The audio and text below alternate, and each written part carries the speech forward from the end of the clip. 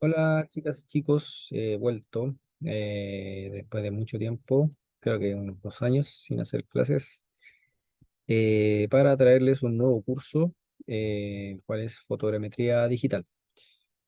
En este curso vamos a profundizar desde los inicios de la fotogrametría, fotogrametría clásica, hasta nuestra época contemporánea, en el cual se hace uso de drones, y bueno, todo lo que ello implica el uso de algunos sensores.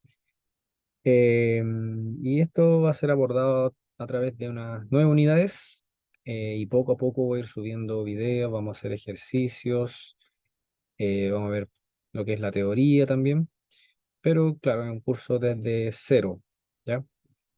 Igual la parte que más nos interesa es la parte de la fotogrametría digital y el trabajo con imágenes con drones, ¿ya? Así que la parte clásica de restituidores analógicos y eso, bueno, ya ha quedado en el pasado y solamente lo vamos a mencionar, quizás ver algunas fotos por ahí, pero para no perder el tiempo con esa información, solamente la vamos a mencionar.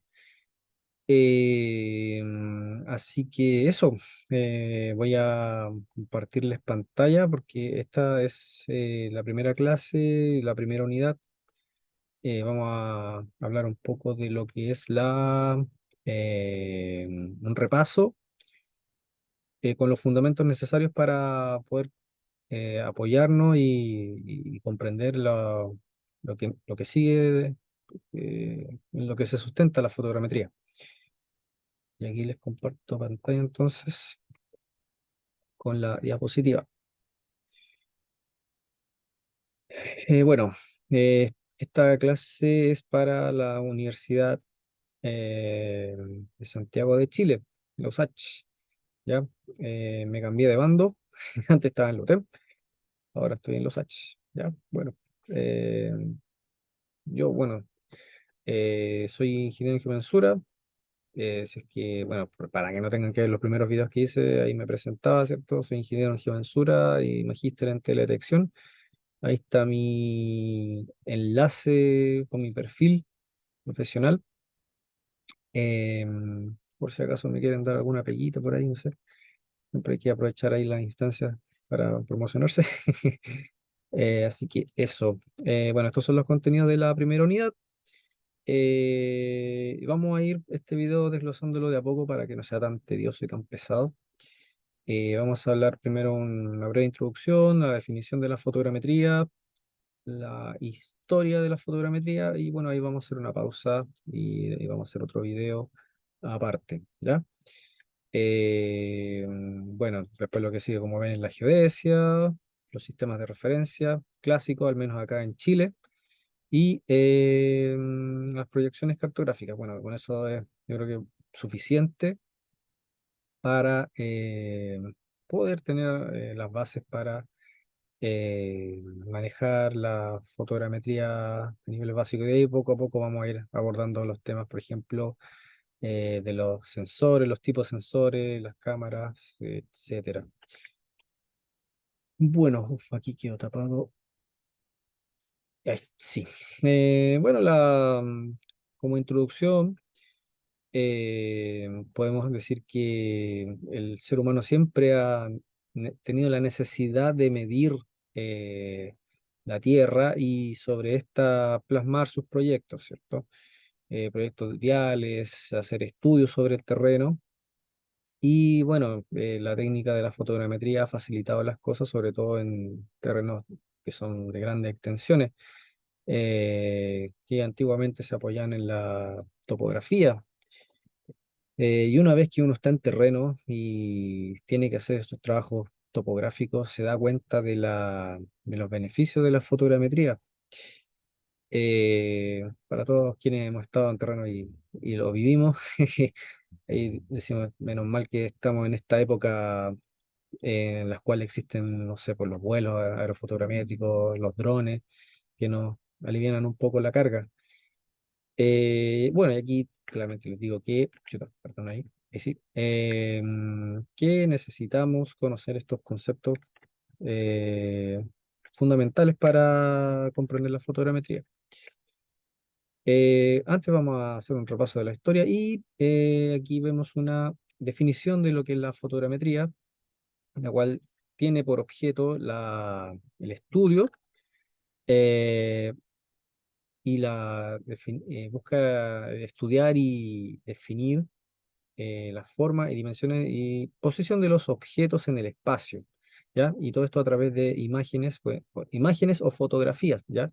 Hay una diferencia ahí entre lo que es una imagen y lo que es una fotografía, que la vamos a ver gradualmente durante el curso, eh, sobre todo cuando empecemos a ver ya el tema de los sensores, ¿ya? Los sensores digitales que actualmente se utilizan y clásicamente las imágenes con medios análogos, ¿ya? Eh, bueno, a través de la historia el hombre siempre tuvo la necesidad o las ganas, ¿cierto?, de eh, plasmar las imágenes o lo que él veía, su entorno, los paisajes, los retratos, de manera automatizada y mecánica, ¿ya? Porque, bueno, existe la pintura y esto toma tiempo, ¿cierto? Eh, y que estas se pudieran conservar, claro, una pintura se conserva, pero más adelante no, el ser humano no encontraba la manera de conservar estas imágenes sin que se fueran perdiendo en el tiempo. Bueno, fotografía viene de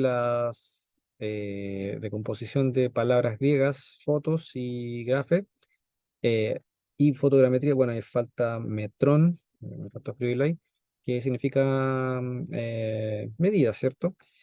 Eh, y bueno, en un principio la fotografía se utilizaba con fines artísticos, plasmar paisajes, ese tipo, pero claramente con el transcurso del tiempo se vio las capacidades y el potencial que tenía la fotografía en el ámbito de la ciencia y de la medición para nosotros como profesionales de la medición, ¿cierto? Em, y bueno, podemos mencionar las diferencias entre una fotografía y un mapa o un plano, las propiedades geométricas que posee el mapa, eh, las propiedades que tiene el mapa es que conserva las medidas, ¿cierto? La fotografía eh, tiene un problema con la proyección. Cuando uno toma una fotografía, esta tiene una proyección cónica, como lo mencioné ahí, y está llena de escalas, o sea, hay objetos que se ven grandes y ese mismo objeto si está más alejado se ve más pequeño, siendo que es de la misma medida, entonces no se puede trabajar sobre una fotografía debido a este problema de escala y de proyecciones. En cambio, en un mapa, el mapa es uniforme. Eh, la información que tiene una fotografía o una imagen digital, eh, cuando uno va con un celular y toma una imagen, está cargada de información, incluso información que no tiene importancia o relevancia para nosotros. En cambio, el mapa cumple con estándares o tiene la información que nosotros requerimos. Por ejemplo, un mapa de vegetación. Netamente tiene los tipos de plantas que necesitamos, o de vialidad, o un mapa urbano. Solamente tiene y se limita a informar lo que nosotros necesitamos y no está cargado de información irrelevante. Eso es uno de los problemas, las desventajas de la fotografía. Por otro lado, claro, las imágenes tienen esa ventaja, o sea, se puede ver como una ventaja y desventaja a la vez que podemos seguir rescatando y rescatando información a diferencia del plano. Y es por ello que las imágenes nos sirven para extraer esa información y posteriormente volcarla en un plano o mapa. Eh, por otro lado, también tenemos el tema de que las fotografías se pueden tomar de manera de distintos puntos de vista. Generalmente los mapas o planos están hechos de forma, desde un punto de vista enfocado hacia el nadir, ¿ya? En cambio, los mapas, perdón, las fotografías o imágenes digitales generalmente se toman en cualquier ángulo, ¿ya? Y eso lo vamos a ver más adelante con el tema de los drones, que los drones tienen la capacidad de tomar fotografías oblicuas. Y esto permite un mejor modelado de los objetos que están en estudio. Eh, Más que nada eso en cuanto a lo que son bueno, y ahí ustedes mismos pueden leer la información que yo les he aportado. Em, en la historia de la fotogrametría podemos dividir esto en cuatro ciclos o etapas en función de los avances tecnológicos y estos hitos que en algunos casos marcaron y que significan un paso más adelante en la tecnología de, de esta ciencia, de esta disciplina. Bueno, vamos a partir con el primer ciclo, que es la fotogrametría de intersecciones. ¿Ya? Acá eh, tenemos nada, ¿cierto? Partimos de la nada y partimos de la base de que hablamos de la pintura, ¿cierto? Que estaban buscando la manera de poder eh, conservar estas imágenes de forma estable durante el tiempo. Es por ello que se desarrolla la daguerrotipia con Niepce y Daguerre en 1839. Y con eso ya se da un paso hacia hacia la conservación de de las fotografías. Y ahí podemos hablar en esa época de fotografía, porque estas dependen eh, de soluciones químicas, ¿cierto? Para la conservación de la imagen y a través de de la luz. Posteriormente, eh, Aimé Lacedat usó placas de vidrio, cometas y globos y ahí ya podemos hablar de drones en esa época, ya drones entre comillas, para hacer fotogrametría aérea.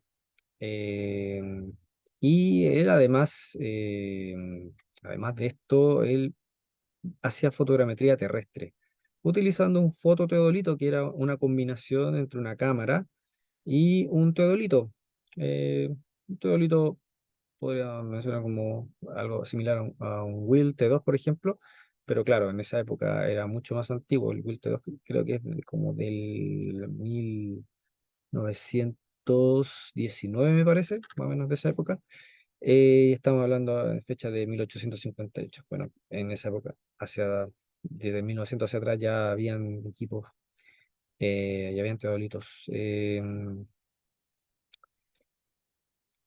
¿Qué más? Bueno, Nadar, que era este señor de apellido Tornachov, Gaspar Félix Tornachov me parece, que era un periodista y dibujante.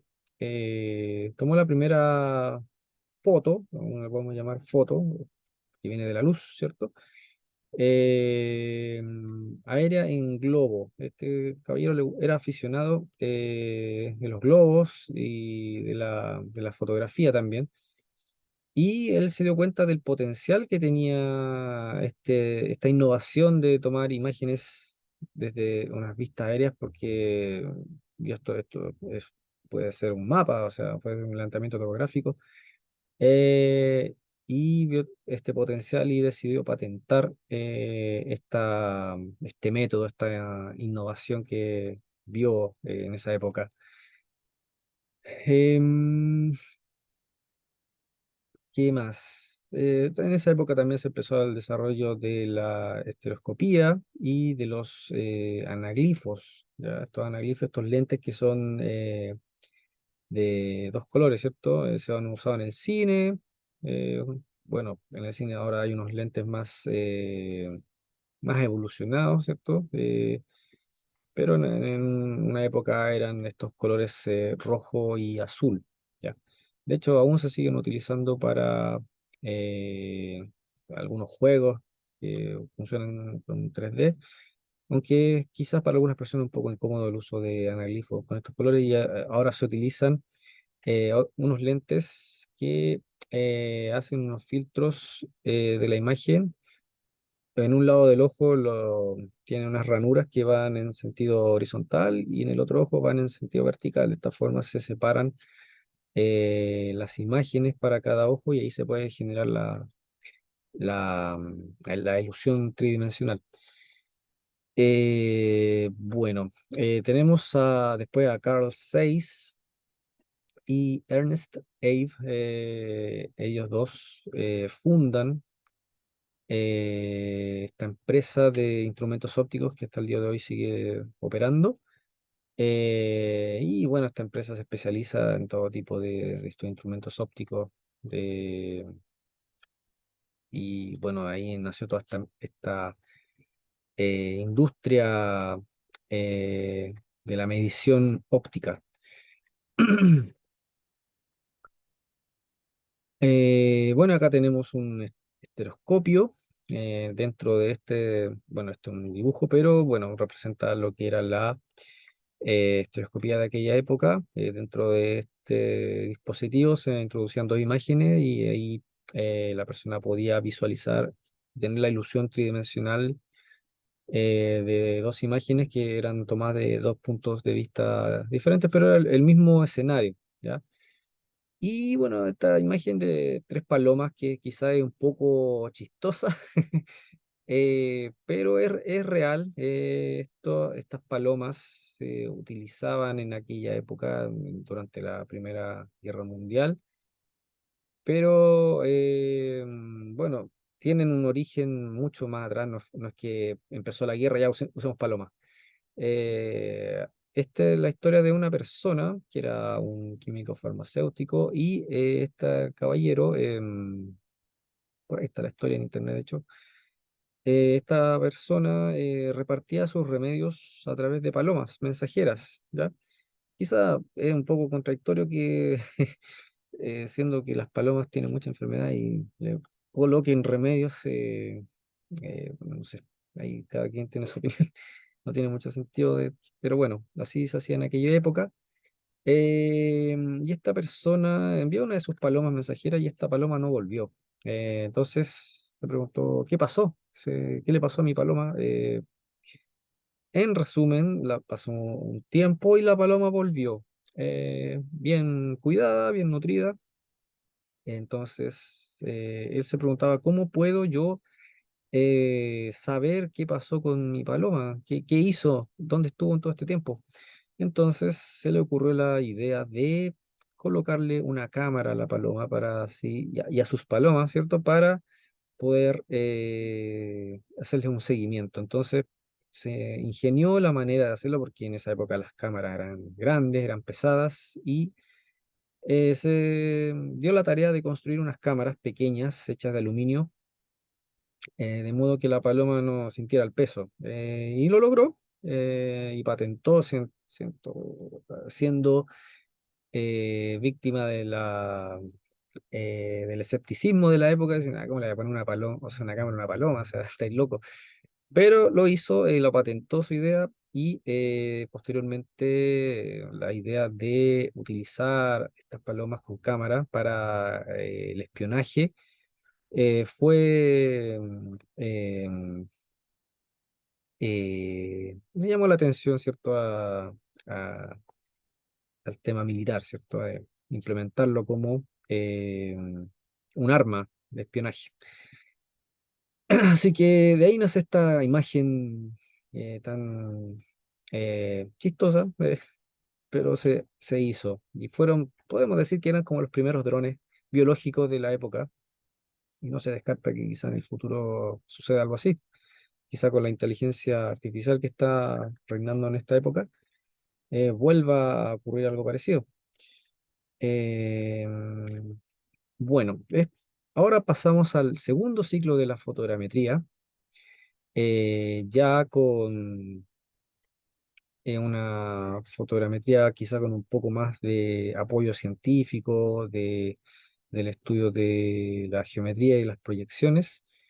Y es por ello que ya se empiezan a fabricar estos dispositivos más complejos, además apoyados por la fotogrametría aérea, que en esa época, ya en el año 1903, se menciona que se hizo el primer vuelo con los hermanos Wright. De hecho, hay una foto, una imagen, no una foto, en este caso es una imagen, eh, bueno, Orville Wright sobre su creación. De hecho, en esa primera época, ellos se les atribuye haber tomado la primera fotografía aérea. Claro, una fotografía aérea, pero hay otra persona, un capitán, que se me olvidó el nombre, que a él se le atribuye la primera sí, fotografía aérea, pero claro, él no solamente tomó la fotografía, sino que además se elaboró un mapa aéreo, eh, creo que a escala 1:4000. De hecho, está patentado, está inscrito eso en la Sociedad Internacional de Fotogrametría. Eh, Así que bueno, él entre comillas, ganó porque lo alcanzó a escribir. Eh, Así que eso. Eh, ¿Qué más? Bueno, y se empezaron a elaborar toda clase de instrumentos fotogramétricos. Tenemos el estereoautógrafo, que básicamente ahí se alcanza a ver que parece una máquina de ejercicio por el tamaño que tiene estos dispositivos de aquella época.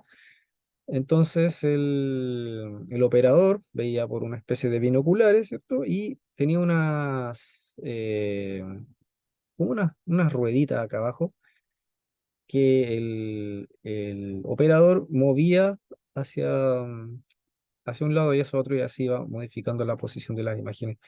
Además de poder trazar en un plano los puntos que podía haber en común entre una imagen y otra. Eso vendría siendo como la marca flotante. Eh, bueno, y todo esto era mecánico, ¿ya? Por eso estamos hablando de una fotogrametría analógica. Eh, ¿Qué más? Ya para la época, la década de los años 70, estos dispositivos analógicos que eran todo mecánico, se empezaron a mezclar y a volverse híbridos, como mencioné ahí, porque los enlazaban con dispositivos electrónicos, ya con pantallas de computador de aquella época, y de esta manera fue evolucionando lentamente a la modernidad, eh, y así facilitar un poco las cosas, hacerlas más óptimas. Ya para el año, por lo menos en el ámbito nacional, acá en Chile, para el año 1938 se toma la primera imagen aérea, y el IGM hace sus primeros vuelos aerofotogramétricos, eh, pero claro, contratando organismos extranjeros. Y acá, bueno, finalmente podemos ver un fotograma, así eran los fotogramas. De hecho, aún se utilizan, claramente ahora hay que escanearlos, eh, y ahí hay que ver un tema de la resolución para que no pierda tanto la precisión. Eh, de aquí pasamos al tercer ciclo de la fotogrametría, donde surge la fotogrametría digital ya con dispositivos más avanzados, eh, con sensores más precisos. eh, y estos sensores, estamos hablando de cámaras RGB, por ejemplo, Red, Green, Blue. Y no necesariamente estos, claro, abarcan el espectro visible, pero también los hay de multibanda, que detectan bandas infrarrojas, puede ser. eh, y bueno, actualmente hay bandas termales, y, eh, hiperespectrales. Gracias a estos dispositivos, los restituidores analíticos van siendo reemplazados, perdón, los restituidores analógicos van siendo reemplazados por restituidores analíticos, que son similares a en cuanto a términos mecánicos, a los analógicos, ¿ya? Ahí los dejo como tarea de investigar cómo era un restituidor analógico y un restituidor analítico. Eh, y de esta forma se va facilitando el tema del mapeo, ¿ya? La fotogrametría. Eh, bueno, aquí vemos en el lado superior derecho un sensor digital montado en un avión, y en el costado izquierdo inferior vemos a una persona ahí con una estación de trabajo fotogramétrica. Eso es más o menos lo que vemos actualmente en nuestra época contemporánea, que aún lo hay. Eh, es, Son estaciones generalmente, bueno, yo trabajo solamente con una pura pantalla, pero bueno, si están las platas, ¿cierto? Uno puede tener más pantallas. En una de las pantallas podemos trabajar con el modelo tridimensional y en otra pantalla podemos hacer la digitalización vectorial para hacer la restitución. Y claramente tener una buena CPU, un buen computador, y más que nada con una buena tarjeta de video para que pueda realizar los procesos más pesados. De hecho, los software se valen de la potencia de la tarjeta de video para poder procesar de manera más eficiente la cantidad de imágenes, el peso. Eh, bueno, generalmente se utilizan programas tales como AutoCAD, el ArcGIS, Global Mapper, PCI Geomática, el Agisoft, Pix4D, etcétera, todo eso software para el procesamiento de las imágenes. Eh, había otro programa que se llama Context Capture Center, ese era el que se me queda en el tintero. Y finalmente nuestra época contemporánea, que es la fotogrametría, ya, perdón, la última frase, que son el uso de drones, es el cuarto ciclo de la fotogrametría. Y bueno, el tema de los drones siempre estuvo ahí, siempre estuvo, desde que le hablé de las palomas en esa época tan remota. De hecho, esto partió ya con globos, con una guerra en donde me parece que Austria estaba invadiendo a Venecia y hace un ataque con unos globos no tripulados, y estos globos venían con bombas, ¿cierto? Con dispositivos, sí, puede ser dispositivo, empezó a bombardear Venecia. eh, y ahí podemos hablar de drones. Bueno, claramente no tenía mucho control de ellos, pero podemos decir que ahí empezó el tema de la idea de utilizar dispositivos no tripulados. Pero ya en aquella época eh, ya se estaba empezando a estudiar lo que era la aeronáutica, y empezar a mezclar todo tipo de ciencias como la informática para programar los vuelos, aplicar sensores remotos en la época actual, ¿cierto?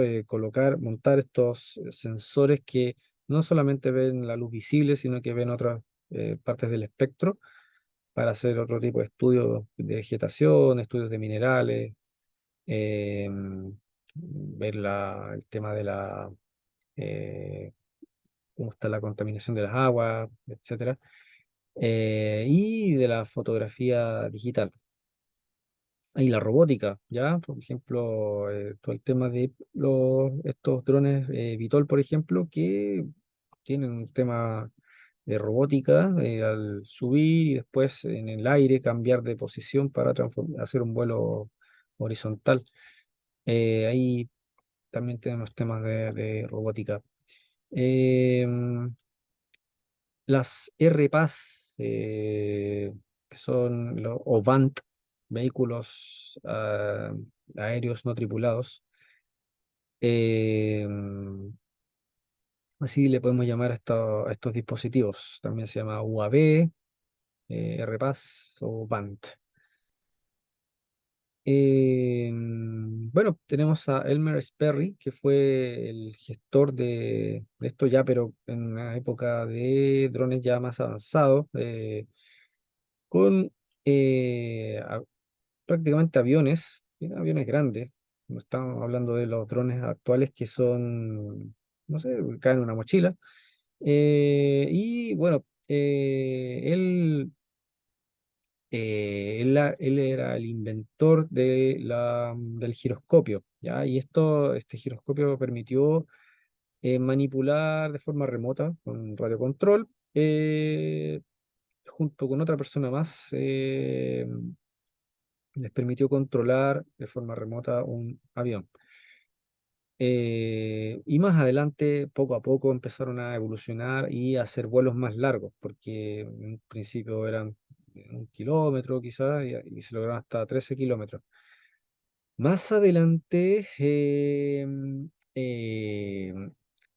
se creó un avión al cual llamaron Queen Bee o la Reina Abeja, y la cual era capaz de volar hasta 5.000 metros de altura, me parece, y durante 400 kilómetros a lo largo, de forma horizontal.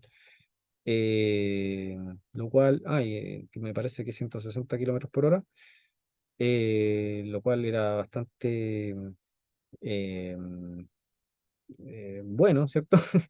Y era un avión bastante grande, ¿ya? Y todo esto en el ámbito de la guerra, ámbito militar, ¿cierto? Aún no estábamos nosotros los civiles, como es en la actualidad, usando drones. De hecho, bueno, yo cuando fui estudiante, yo vi este tema de los drones ya muy cuando salí de la universidad. Yo ni siquiera tenía idea de la existencia de esto. Y uno piensa, oh, esto es novedoso.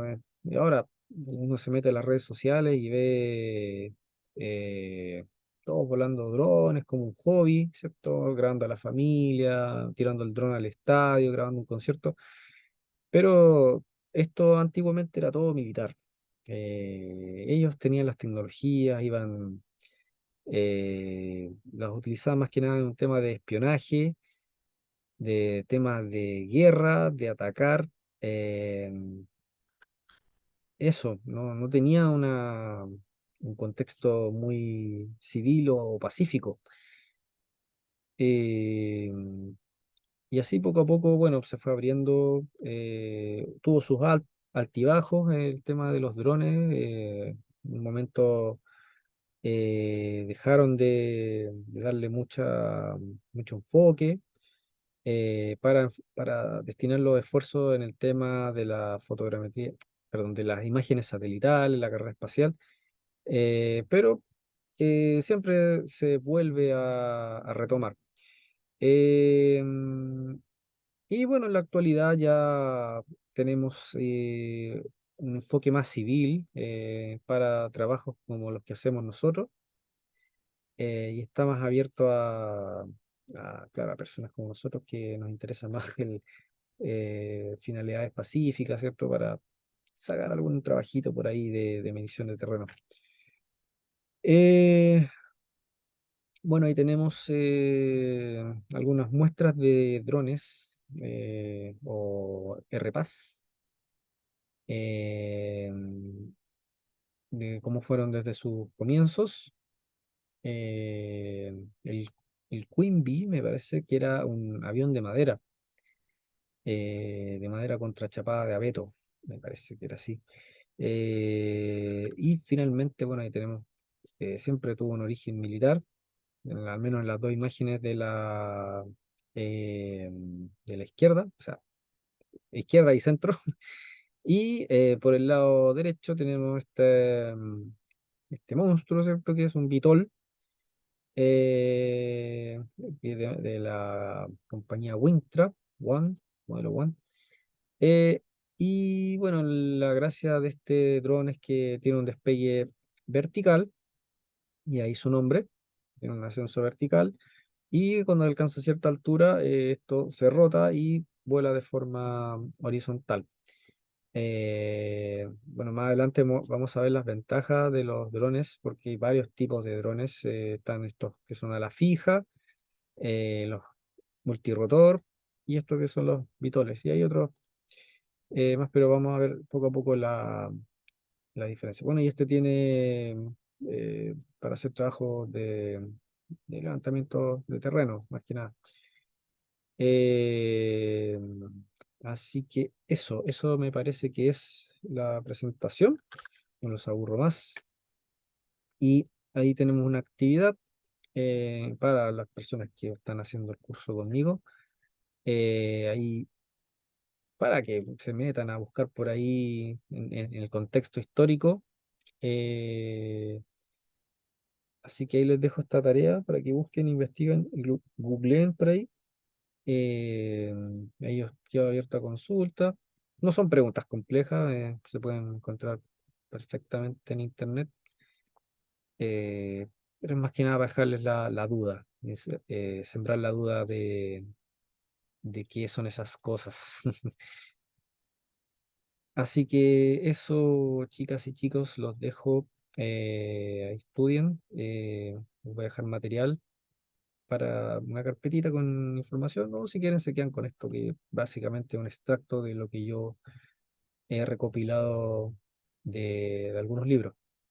Así que eso los dejo y nos vemos en el siguiente video.